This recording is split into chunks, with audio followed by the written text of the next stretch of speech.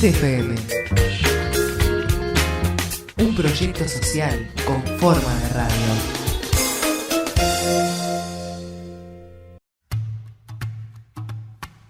Frecuencia Tejana realiza un ciclo de podcast sobre el proyecto de ley de urgente consideración. El ciclo lo pensamos como un aporte a la discusión pública de un tema que consideramos fundamental y que va a incidir en nuestra cotidianeidad y en la de nuestros barrios. Marco general, comunicación, educación y adolescencias y seguridad son los ejes que elegimos para conversar. La LUC presenta cambios penales y en seguridad pública que afectan directamente a nuestros barrios y sus dinámicas, a los espacios públicos y su tránsito, particularmente a quienes los ocupan, entre ellos las juventudes.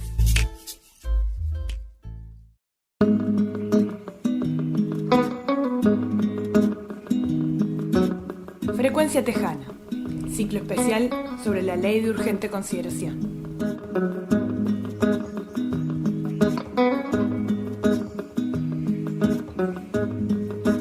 En el programa de hoy charlamos con Sandra Leopold sobre el impacto de la LUC en la seguridad y cómo afecta esto a las juventudes. Leopold es doctora en Ciencias Sociales, tiene una maestría en Política Pública de Infancia, es docente de la Universidad de la República e investigadora de temas tales como infracción adolescente, responsabilidad y sistema de castigo, protección social, infancia, adolescencia y familia.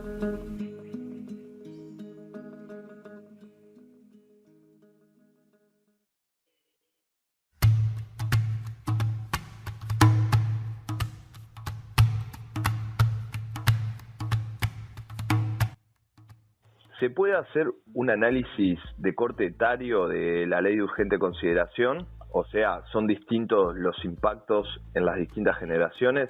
Creo que aquellos aspectos de la ley que refieren, y particularmente si consideráramos el capítulo de seguridad, creo que aquellos planteos que refieren, por ejemplo, a adolescencia, ¿no? que tiene un capitulado especial, y aquellas que refieren a adultez, uno diría, aquí estamos ante orientaciones muy similares en el sentido del énfasis punitivo de la propuesta, pero que evidentemente en el caso de los adolescentes, particularmente de las adolescentes, el efecto, dada la dimensión de la reforma que se propone y dado de que estamos hablando de adolescentes y por lo tanto el sistema penal juvenil debería estar pensando en otra clave que no es precisamente la punitiva, ¿no? O la absolutamente punitiva, uno podría pensar que los efectos pueden ser de mayor envergadura, ¿no? Porque sin lugar a dudas los énfasis punitivos de la propuesta de la ley de urgente consideración en lo que tiene que ver con adolescentes particularmente supone un nivel de ampliación de la privación de libertad y una eliminación de otras estrategias alternativas a la privación de libertad cuyo impacto sobre la población adolescente prevemos de manera absolutamente devastadora, digamos, ¿no? Entonces, en ese sentido, uno podría decir el efecto a esperar sobre los adolescentes, sin lugar a dudas, puede llegar a ser de mucho peso, digamos, ¿no? Si uno mira la totalidad de la ley, ¿no? Bueno, ustedes ya han estado conversando sobre el tema de educación, pero claramente el capítulo de educación también es un capítulo a atender para las nuevas generaciones, ¿no? Seguramente ustedes ya han ahondado allí sobre algunos aspectos, pero la preocupación, o por lo menos una de las preocupaciones que a mí me emergen, yo no, en esto soy más una lectora de los comentarios y de las apreciaciones que otros han hecho, pero el desmantelamiento, la idea de la desarticulación del sistema público, ¿no?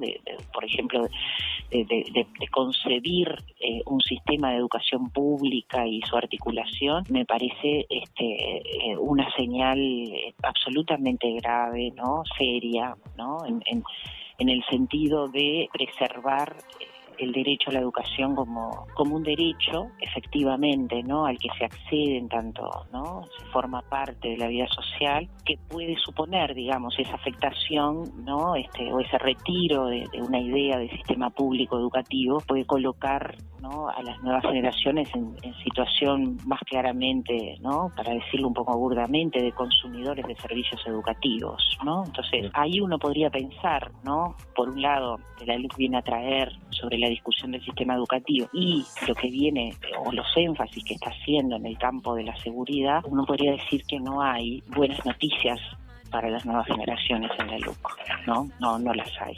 Y en el campo específico de la seguridad, bueno, es muy particular porque estamos hablando de un capítulo, dentro del apartado enorme que es seguridad en el proyecto de ley, que tiene solo 6 artículos referidos a adolescentes, pero que son absolutamente contundentes.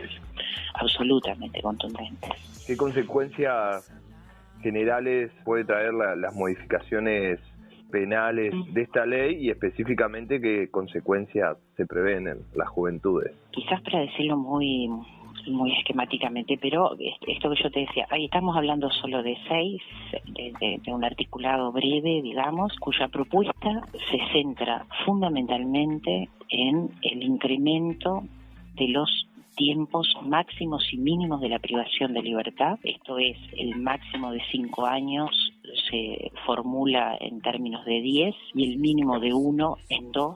Esto supone una prolongación de los tiempos de privación de libertad.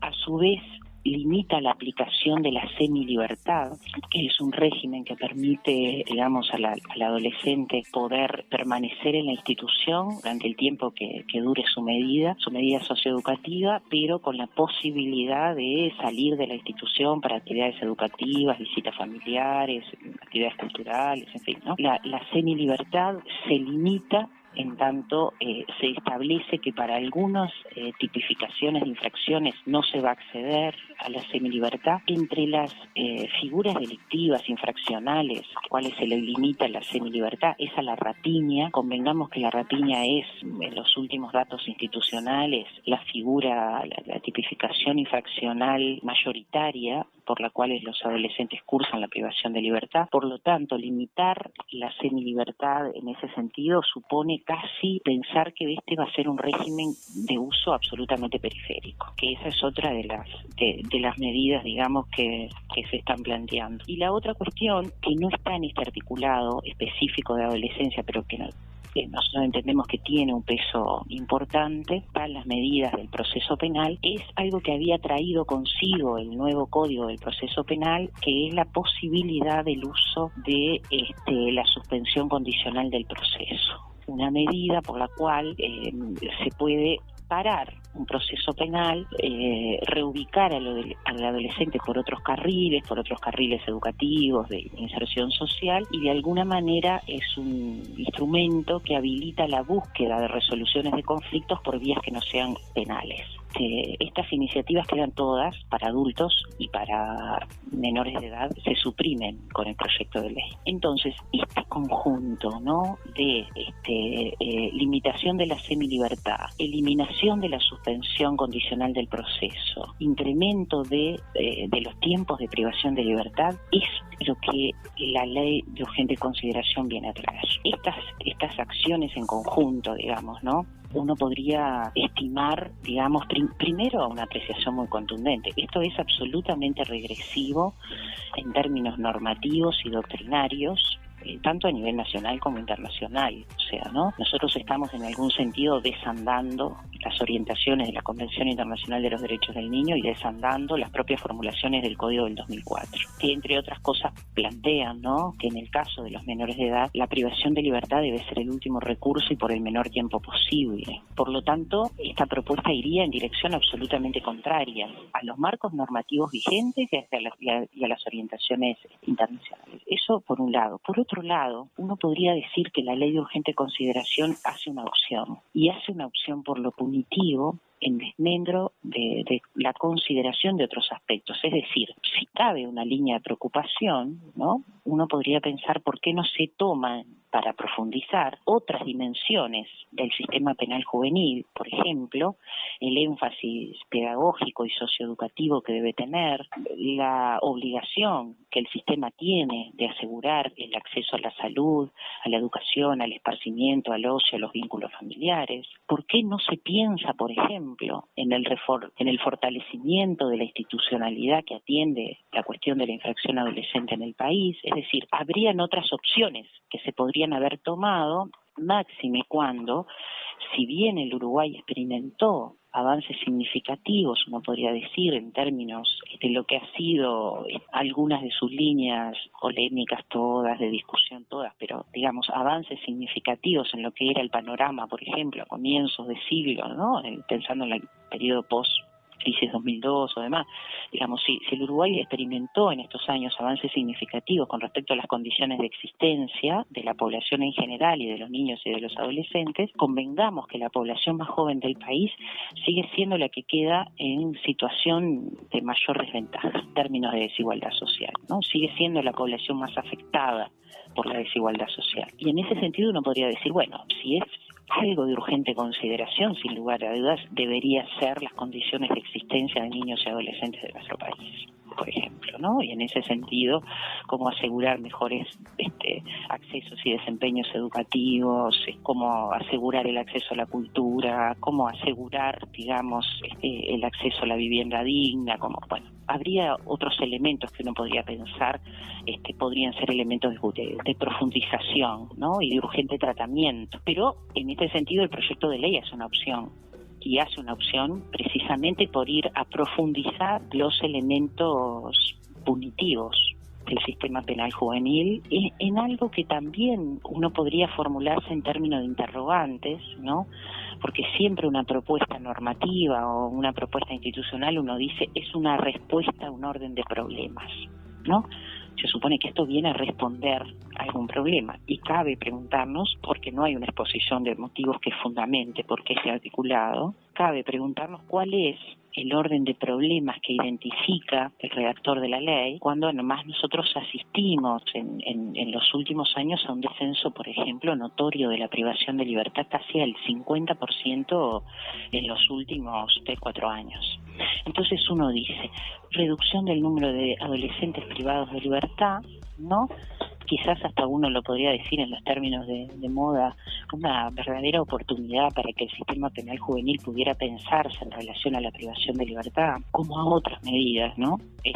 Que por supuesto no hay absolutamente ninguna mención a medidas no privativas de libertad en este proyecto de ley, como si allí no hubiera nada para profundizar. Entonces, la preocupación central es la opción que hace el proyecto de ley, la opción que hace por lo represivo, con una serie de medidas que, más allá de los posicionamientos últimos, ¿no? Todos quienes trabajan, producen, piensan en relación, digamos, a el mundo de la infracción adolescente y la adolescencia en general, hacen acuerdo, ¿no?, a esta altura, que los procesos de reclusión no son buena cosa, ni para los niños ni para los adolescentes, ¿no? Entonces uno dice, bueno, aquí hay una opción que va por este camino, en desmedro, digamos, de otras consideraciones, ¿no?, sobre la población adolescente y joven que podría hacerse, ¿no?, en virtud de las dificultades históricas en las que hemos colocado a la población más joven del país, y hay una opción por lo represivo y hay una opción, considero, que de aprobarse en los términos que estaríamos en un camino de profundización, digamos, ¿no?, que la situación de dificultad en el que parece que nos empeñamos en colocar a la población más joven del país, ¿no?, y sobre todo a la población más joven del país proveniente de algunos sectores socioeconómicos, ¿no? Entonces, no son, insisto, ¿no?, buenas noticias las que la ley de urgente consideración tiene con respecto a los adolescentes y en relación particularmente a la seguridad, digamos. Esta ley otorga una mayor autonomía a la institución policial. ¿Qué impacto puede tener eso en la cotidianeidad de los jóvenes? La cuestión, en todo caso, esto hay una relación con lo que veníamos conversando en el sentido, digamos, de por dónde la ley opta por ir, ¿no?, o por dónde el proyecto de ley opta por ir o qué aspectos elige, porque la ley supone una elección, sobre qué cuestiones opta ir y profundizar, ¿no? Nosotros, por ejemplo, en nuestro país hemos tenido acceso a no muchos estudios acerca de la relación entre la policía y los jóvenes, ¿no? He leído últimamente algunos trabajos académicos en ese sentido. Bueno, yo creo que el tema tiene más consistencia del que generalmente, por ejemplo, los mundos académicos optan por estudiarlo, ¿no? y que tiene más consistencia, ¿no?, en la vida cotidiana de los jóvenes de los barrios periféricos de Montevideo en forma mucho más contundente y visible, no para ¿dónde quiero colocar la preocupación? No precisamente para asociar la relación de la policía con los adolescentes solo exclusivamente en relación a la infracción.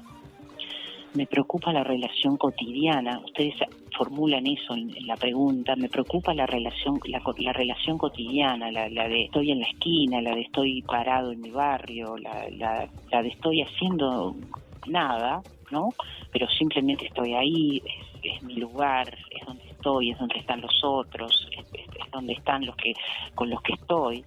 Y me preocupa una presencia policial cotidiana que las formulaciones normativas la habiliten al hostigamiento continuo. Me preocupa mucho ese papel a jugar por parte de la policía en términos provocativos.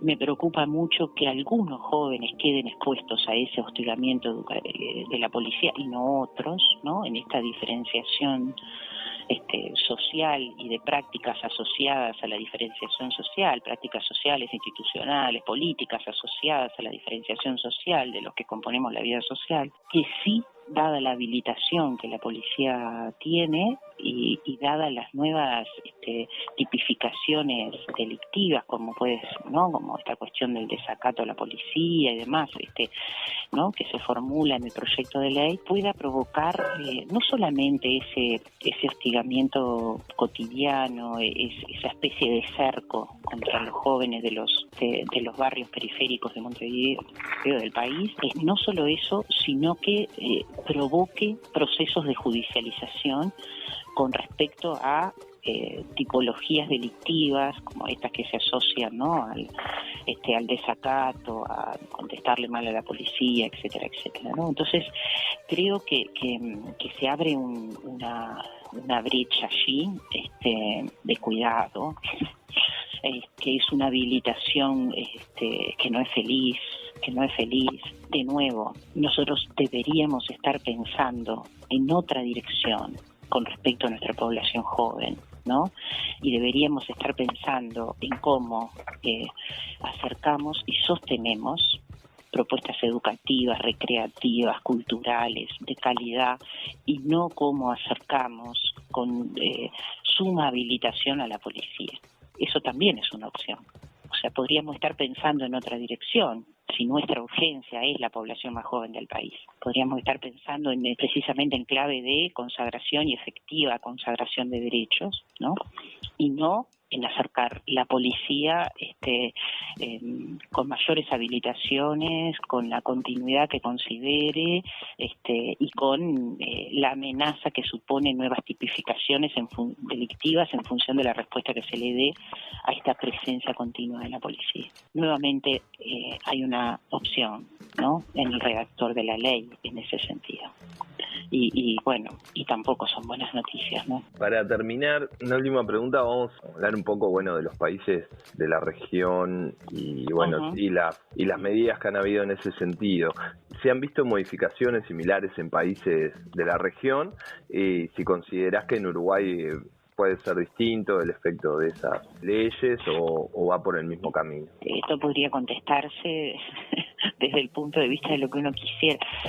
El otro día decíamos, estábamos estos días trabajando precisamente con el texto, con el texto de la ley, con Luis Eduardo Moraz, ¿viste? Estuvimos trabajando hace tiempo sobre estos temas, y entonces emprobábamos con esto de, esto del coronavirus, ¿no? Que no se acá no terminó de multiplicarse, ¿no? Entonces nos reíamos diciendo, de nuevo se va a refundar el mito del Uruguay distinto, del Uruguay como caso único, ¿no? Del Uruguay como ahora lo vamos a refundar si el coronavirus pasa así, ¿no? De nuevo las experiencias de la región han sido, ¿no? Si uno piensa, por ejemplo, en la habilitación policial en Brasil, ¿no? Las consecuencias han sido el incremento, por ejemplo, directamente del número de muertos a manos de la policía, ¿no? Como una práctica sistemática, y habilitados y amparados normativamente, ¿no? Jurídicamente. Tengo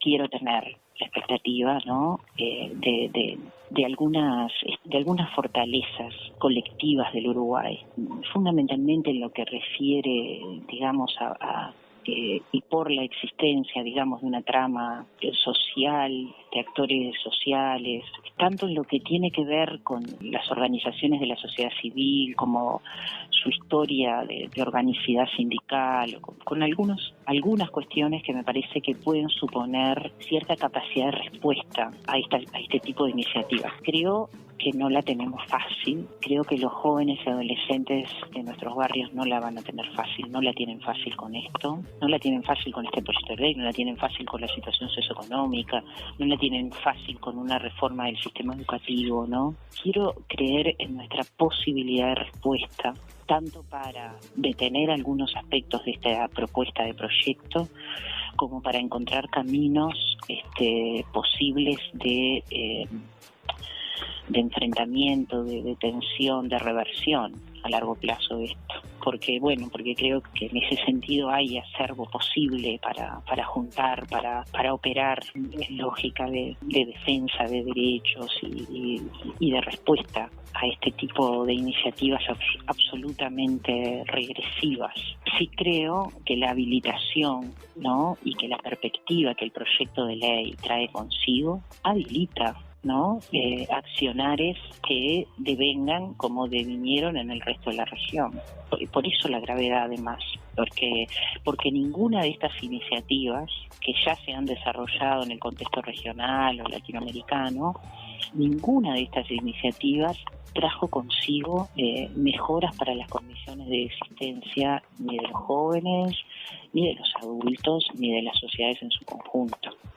Este camino se sabe que no conduce que no conduce en esa dirección. Entonces, creo que la búsqueda de la respuesta en ese sentido parte en algo que el Uruguay también tiene una historia interesante, ¿no? De reunir a distintos en defensa de buenas causas y en defensa de los derechos humanos y demás. Creo que algo de eso tendríamos que estar barajando en este momento, digamos, y no me cabe ninguna duda que en este caso la cuestión adolescente, como toda la cuestión del debate sobre la seguridad en general, ¿no? Es un elemento que nos debería encontrar a muchos reunidos, no solo para contrarrestar estas formulaciones absolutamente punitivas y regresivas, sino para iluminar aquello que la ley no ilumina, insisto, ¿no? Y aquello por lo que el proyecto de ley no opta, ¿no?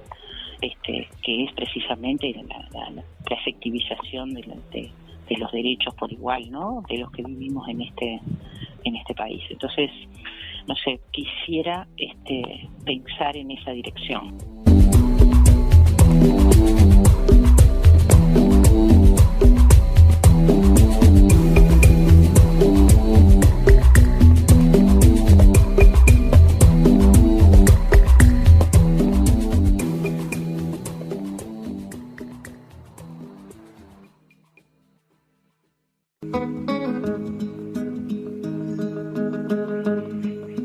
Hasta aquí el ciclo de programas especiales de Frecuencia Tejana sobre la Ley de Urgente Consideración. Pueden escuchar los 5 podcasts en www.elpuenteportal.org.uy.